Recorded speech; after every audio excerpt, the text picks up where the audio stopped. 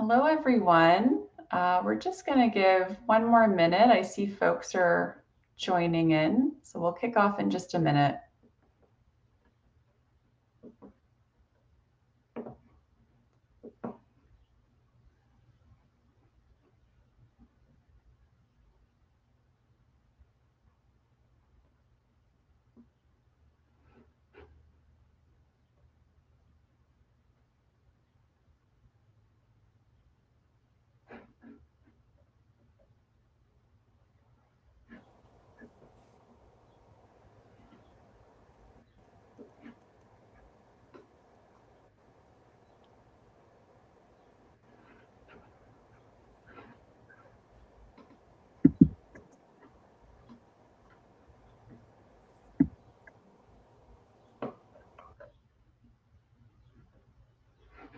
All right, so it's 10:02. We've got some folks on the line, so I think we'll kick off. So hi, everyone. My name is Dana Dickerson. I'm the Manager of Market Development at Grain Farmers of Ontario. And welcome to today's webinar on grain quality. We're really excited to get this information out to you just ahead of wheat harvest. We've got some great information for you today and some folks on the line who are here to answer all of your questions about quality and grading for this upcoming wheat harvest, as well as for corn, soybeans, anything else that's coming down the line this year. So we are joined today by our colleagues at SGS Labs. So these are really close partners of Grain Farmers of Ontario. We work with them on our joint venture, the Grains Analytical Testing Lab, but also across a whole bunch of other projects that GFO is involved in, including our wheat yen and some of our research projects. So I'm just going to do a quick round of introductions before we get going. Today on the line, we have Jessica McClure, who's a grain inspector with SGS Labs, and we're going to be hearing from her today on all things grain quality. We've also got Alexandra Cristia, who's the Director of Eastern Operations. Welcome, Alexandra. Paolo Sant'Angelo, who's the Operations Manager for Guelph and also runs the Grains Analytical Testing Lab, which is the joint venture between GFO and SGS. He's going to be on the line to talk to us a little bit about baking and milling testing and quality at the end. And Fraser Gilbert, who's our Senior Strategic Business Development Lead at SGS as well. So just a couple bits of housekeeping. So we're going to be playing a pre-recorded presentation because the information we're going to get through today is pretty technical and a little bit dense. So we'll be playing that in a minute. And then at the end, ourselves and the SGS team are going to be live to answer any of your questions. So if you have questions that arise during the presentation, feel free to throw those either into the chat or the question box. And questions will be answered at the end. This video is also going to be recorded so that we have it as a resource for folks to access anytime during the harvest season for wheat or for crops down the line. And I also meant to mention, we've also got Haley McAuliffe on the line. So Haley works with me on the market development team, and she's going to be fielding some of the questions towards the end. So now I'm going to ask Haley to switch us over to the video. Over to you, Haley. Great. Thanks, Dana. We'll just work on sharing my screen here.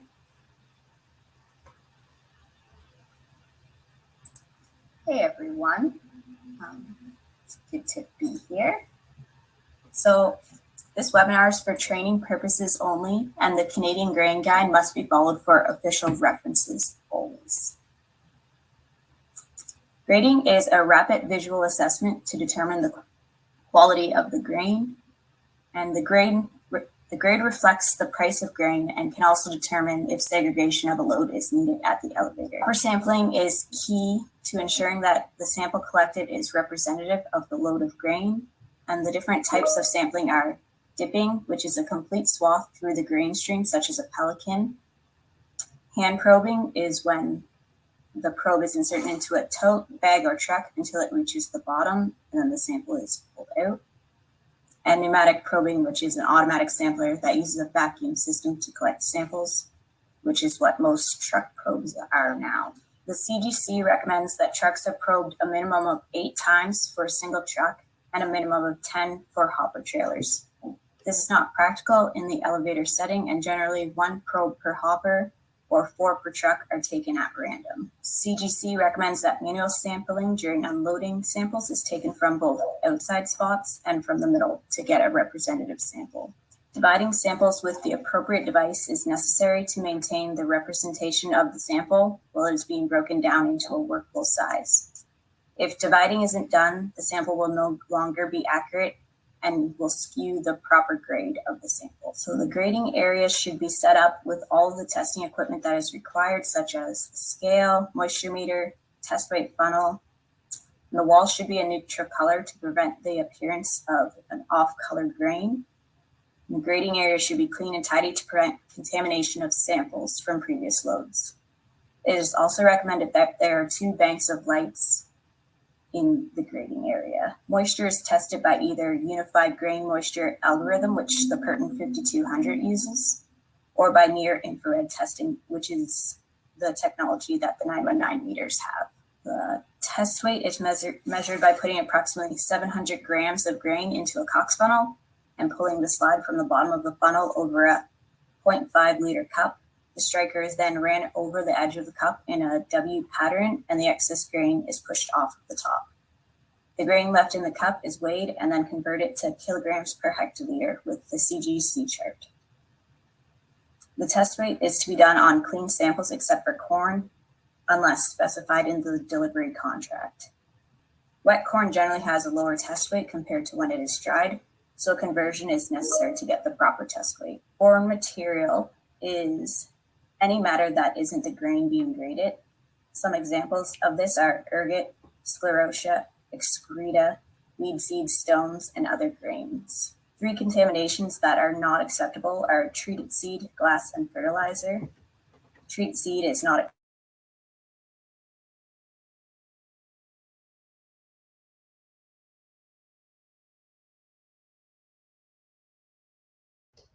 If there's less than 1% fertilizer, it is considered stones, and over that is a contamination. The odor of the grain should be a natural odor, and if there is an off odor, the grain can be downgraded or rejected by the elevator depending on the severity of it.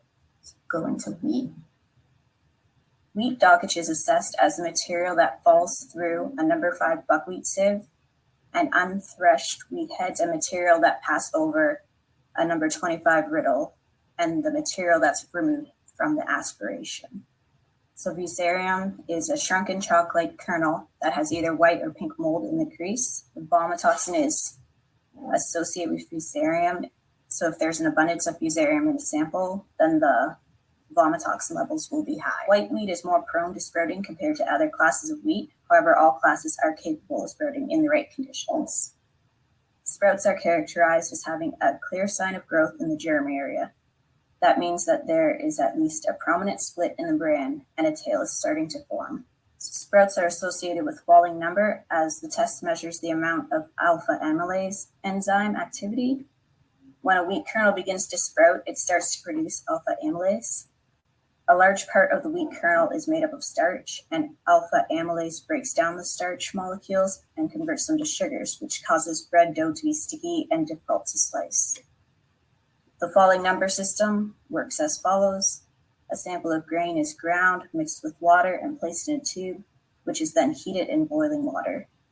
The thickness of the mixture is then measured by how long it takes a plunger to sink through the ground grain water mixture. The test takes about 7 to 10 minutes. Common bunt is a fungal disease characterized by bunt balls, tag kernels, and a smutty odor similar to rotten fish. These samples can be downgraded to a sample grade based off of the bunt odor.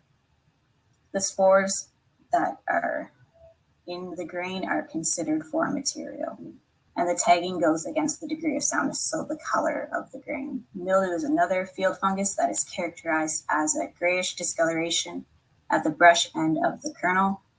Mildew is assessed as the degree of soundness, and it can be downgraded if severe enough. Going to soybeans. Soybean dockage is any matter that falls through an 8 round and any stems, pods, loose soybean coats, and coarse vegetable material. The overall color of a soybean sample is evaluated to determine if there's too much adhered soil, green hues, or staining on the beans. The CGC provides color standards for each grade that show the maximum amount of discoloration that's allowed for each grade. So the standard that's on the screen is the maximum amount of staining for a soybean number 1. Soybean splits are any beans that have fallen apart or any broken beans that are 3/4 or less.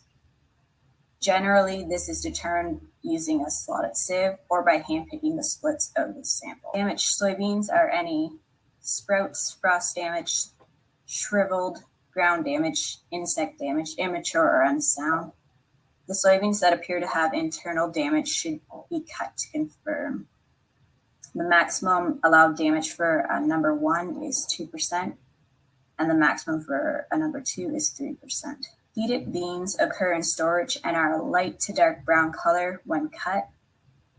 Moldy beans are wrinkled and misshapen and are a medium to dark brown color with a grayish mold on the seed coat. They are usually spongy and have an unpleasant odor. Number 1 soybeans are not allowed to have any heated, and in number 2s, you're allowed up to 0.2%. Rancid soybeans are a pink discoloration on the seed coat as well as the inside of the bean.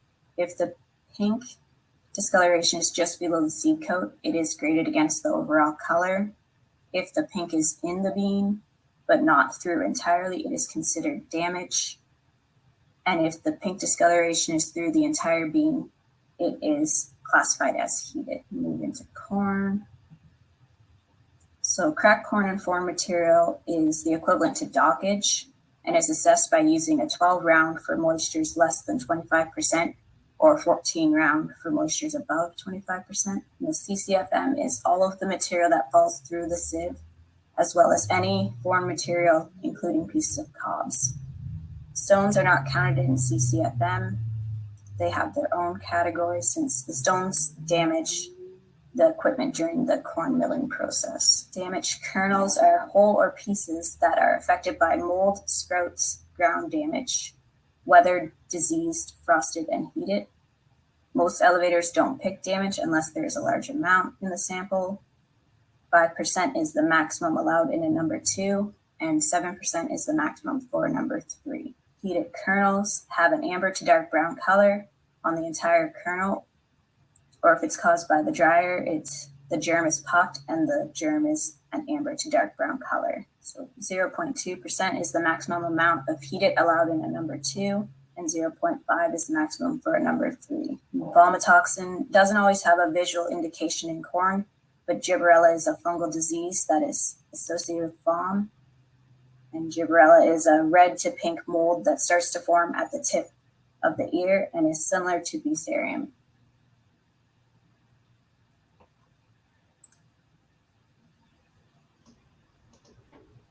All right, so I know that was a lot of information sort of in quick succession.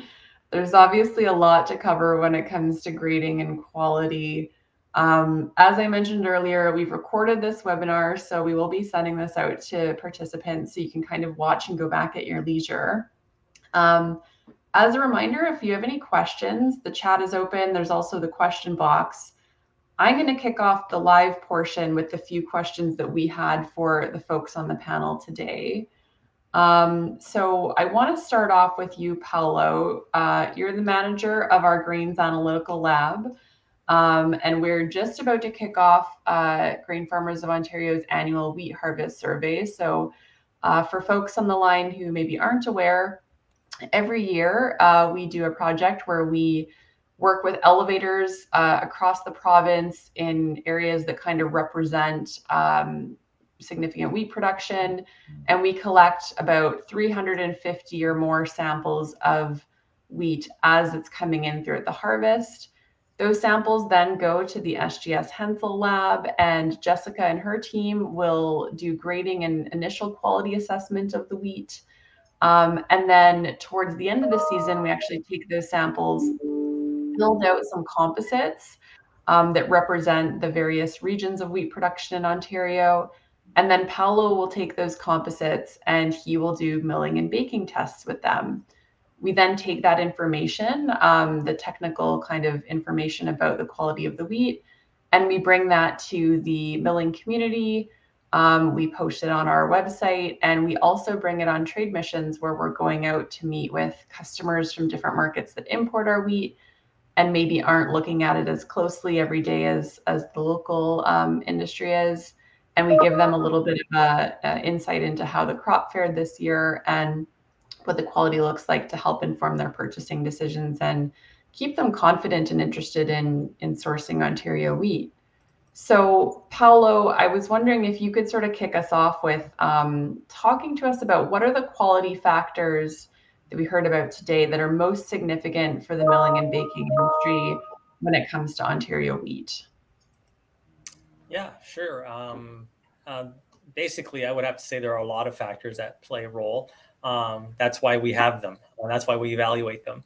But if I had to pick a few, I would say that test weight is a big one. Test weight can be impacted by many different downgrading factors, such as insect damage, heated stress, or even frost stress for that matter.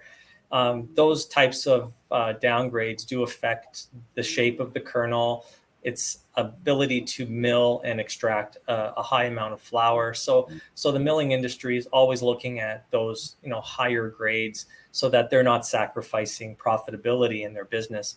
I would say as well, when it comes to a quality type of thing, sprout damage, I'm going to speak to Ontario specifically, as that's always something that's of concern for domestic industry here in Ontario.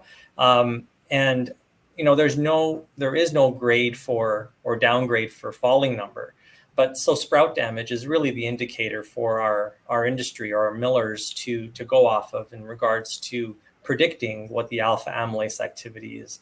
The more sprout damage, the more alpha amylase activity. And if you recall in Jessica's presentation, that the lower the falling number or the higher the alpha amylase activity, it produced a really ugly brown collapsed loaf of bread. That is really what it is the milling industry is trying to avoid producing in order to keep their clients happy. So again, if you hear the industry making a big push for more information on falling number, it's because sometimes sprout damage isn't necessarily directly correlated with what the falling number will be. So that being said, that's another reason why I consider that sprout damage being something of importance. Fusarium as well. Fusarium infection in wheat is something that doesn't necessarily change the way it mills or doesn't necessarily change how it performs in the bakery unless it's really severe. It's more so with respect to meeting Health Canada's guidelines on maximum residual limits for a toxin called DON, or deoxynivalenol, for those of you who want to know the chemistry of it. That's really where we have a push to meet those guidelines. So the flour is only going to be as good as the wheat we mill. So that's really where I would say the biggest focus would be for millers in that sense. And another thing to keep in mind as well when it comes to all the other factors is that there are changes every single year. These are all affected by the environmental conditions in which the wheat was grown. And as a result, there will be change more often than not in the flour quality. So the purpose of that annual harvest survey for industry is not necessarily just to let them know what to expect of the quality this year, but also how it differed from the previous year, and allowing us to take a look at that overall picture of flour quality and then also recommend the type of differences that there are and how to accommodate for them. So again, when you look at grading and the role it plays in the industry, it's really important for the sense of trying to give the marketplace a snapshot of what to predict in the quality in which it's going to produce, and therefore end up as a good or bad and a quality product that they're ultimately making from it, whether it's cookies, or bread. But more importantly, it's how to adapt to it, and there are ways. So hopefully, I tried to incorporate as much as I could with respect to the grading theme that we're talking about today. But of course, I'll let Dana go on with the other questions she may have, and if there's any questions beyond that, I'll be more than happy to answer them. Thanks, Paolo. Yeah, it's really great to have you on the line to give that perspective a little bit further down the value chain. You mentioned grading and falling number, and I know last year that was something we had some challenges with.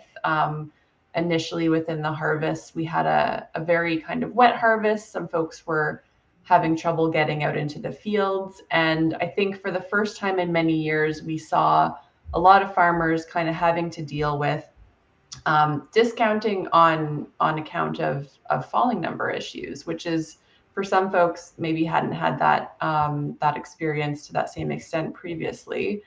I know, we've got Jessica back on now. So I think Jessica was off for a minute. We've got her back in now. Jessica, we just heard from Paolo about kind of grading and falling number for the wheat industry and how that's all assessed. But we know there's a difference between the official grade, which is something that is kind of outlined in the Canadian Grain Commission's Grains Act, how the official grade is created, and then other quality commercial specifications like dawn and falling number play a part. Can you unpack a little bit for us the difference between the official grade and these commercial specifications and sort of their relative importance? And how does a farmer kind of identify the tolerances they need to meet across all of those? Where might they go to get that information? Okay. So the grading factors, they will determine the primary classification of the grain. So that's the first line. So it'll determine whether it's a number 1, 2, or 3. And then the commercial specs, so VOM and falling number, are the secondary methods for classification. And not all elevators can test coming in falling numbers and VOM. So that would depend on the elevator, how they want to attack that for individual growers. But these are more relevant for determining the end use of the grain. So an example would be wheat that makes a number 2 for grade, but the falling number is below 250 seconds. So grade-wise, this is good quality wheat, but the falling number is less than ideal for milling purposes. So that wheat could potentially just go to the feed market instead of food grade. For sure. Yeah, we often hear kind of that, elevators might buy on grade and then sell on spec. And so we're seeing kind of a confluence of those two quality assessments. And I think we'll probably see that a bit more this year with some elevators that kind of, with what happened last year, they're perhaps thinking more about what falling number could look like this year. I know we on the GFO end, we're preparing some resources for folks for this year, just to have a little bit of awareness of where to find this information. There is an official grain grading guide on the CGC's website. And then things like dawn and falling number, those commercial specifications, we're typically seeing those tolerances established in the contract, right? So it's really important, I think, for farmers to be looking at their contracts this year, looking at what those sort of tolerances and falling number expectations are. If it didn't appear in your contract last year, we probably see it this year. And that can be really important when it comes to how discounts are sorted at the time of harvest and delivery. Jessica, was going to ask you as well, for wheat. I know, Paolo spoke to us a little bit about what the millers are really looking for. We spoke a little bit about falling number and sprouting there. What are some of the other biggest factors that we see in wheat that lead to downgrading or discounting? So besides fusarium and sprouting, test weight could always be an issue if it's too light. So the test weight's caused by either drought or viral, fungal, or bacterial infections. So if they want to look for it physically in their wheat, those kernels with the lighter test weights are generally shrunken and don't look as well as the healthy plump kernels that we usually get. And then another factor could always be grass green, which is when the wheat's too immature to come off, but it'll produce a vivid green in the kernels. That's great. Thank you. So these are there sort of visual factors that farmers can look to anticipate these sort of issues in terms of like issues around the sprouting and fusarium and test weight issues when they're delivering their loads? Yeah. So if they look at their sample before they get to the elevator, they can see if there's any sprouts, and the fusarium, it'll have an off color. So it's white or pinkish. And then if there's grass green, there'll be bright green kernels. Great. Before we jump in, I see there are some questions coming through in the chat here that we can pick up in just a minute. But I did want to touch on sort of disputing grade and disputing commercial specifications, because I know that's something that comes up quite a bit. It came up last year, and we wanted to talk a little bit about if farmers think that their load is being misgraded, what can they do to deal with this at the elevator? So on the GFO end, we are working with OABA right now on updating a code of practice that would really provide a bit of a framework for growers and elevators to navigate some of these disputes. We are a little bit delayed on it. We're having a little bit of back and forth right now to get that sorted. But it is definitely something we want to have in place for growers so that, they can have a process that's really clear to follow in terms of getting samples assessed by a third party. So that's something to definitely look out for. We'd hope to get it out ahead of wheat harvest. We're still hoping to get something out during wheat harvest, but certainly our aim at the very least will be to get it out before corn and soybean harvest this year. But something that we've always recommended to our growers is to really know what's in your load, know what's in your field, and do some of your own independent testing. So SGS, obviously, you guys do a lot of that testing for elevators, but also for farmers who send in their own samples to you. So Jessica, I wondered if you had, I know you just looked like you kind of popped off and back on there for a minute, but I was just asking, in terms of kind of sample testing for farmers to understand what's in their load and deal with issues at the elevator and kind of anticipate that. Do you have any sort of advice for farmers? Can you talk about, the assessment services that you guys offer? Yeah, so if they think that it's not being graded properly, they can always bring the sample to us, and then, because we're an unbiased opinion, like the elevator will see it their way, the farmer sees it their way, and to us, it's just grain. So we can grade it with unbiased eyes and give a good assessment. Yeah. Thanks.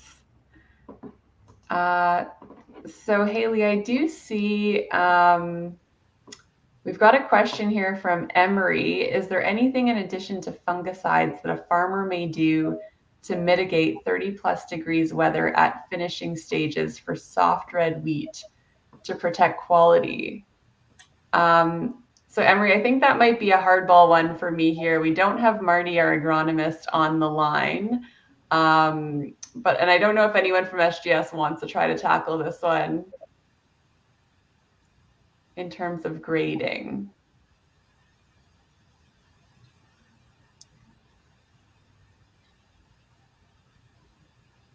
Yeah, I think that might be a bit of a tough one without our senior agronomist on the line in terms of treating the crop to mitigate kind of the challenging weather. I don't know if, Jessica, you have any kind of insight into, how the heat at this stage could be affecting the crop going into, quality and how that might affect grade? Yeah. So the only thing that I can think of is with fusarium and VOMITOXIN, I know there's a certain time frame that you need to spray so that the fungus doesn't get the chance to catch on with that heat and flourish. But I don't know when and how to control that. Yeah, we have heard, I know Haley was out this week visiting some elevators across the province and some of the areas that are facing some of that heat right now. And Haley, you did hear that there were some folks recommending spraying around last week's time, isn't that right? Yeah, that's correct. Especially the locations that are kind of closer to the Great Lakes. There was some good warning, I guess, to maybe start getting out there and make sure that you're proactive there. Great. I don't see any other questions coming in. Maybe we'll give it a couple more minutes if folks have anything else that they want to ask us about. In the meantime, SGS team, is there anything that we, didn't touch on today or expand upon that you might want to add for growers to be thinking about going into this wheat harvest season?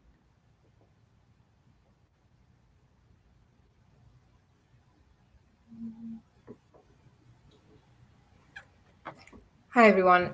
The only thing I can add, Dana, is that, when anyone is in doubt, just send the samples to us or come visit our location in Hansel.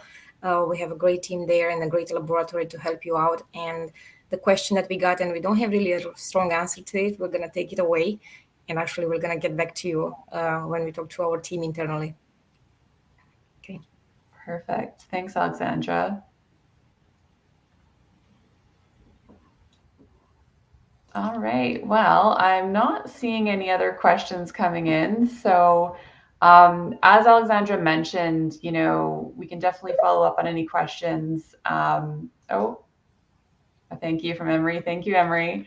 We can definitely follow up on any questions. And if at any time you have questions around, quality or challenges, feel free to reach out to our team directly to the SGS folks. We'll circulate the recording of this webinar with contact details for everyone on the line. And also we've got our member relations manager, Rachel, who's definitely a great farmer resource. If you need to tap into anyone within the market development team or broader GFO team, we've got our senior agronomist, Marty, who, can definitely provide some advice on how to handle the crop as we're coming up to harvest here. We've got our weekly crop updates that he and Laura issue. And please look forward to our wheat harvest survey information that will be coming out through our weekly GrainTALK. Usually it follows the first bit of harvest by a week or two, as we've got to collect the samples as they're coming in. The team at Hensel does all of the grading, and then Haley will post them online. So hopefully, if we're off to as early of a start on wheat harvest this year as everyone's saying, sometime around mid-July, we'll start seeing the results of that wheat harvest survey, and folks can start having a look at the snapshots of what's happening in their regions. So big thank you to the SGS team today for the presentation, for all the questions, and for answering all the questions, and wishing everyone a safe and happy harvest. And we will speak to y'all soon. Thank you so much. Thank you, everyone.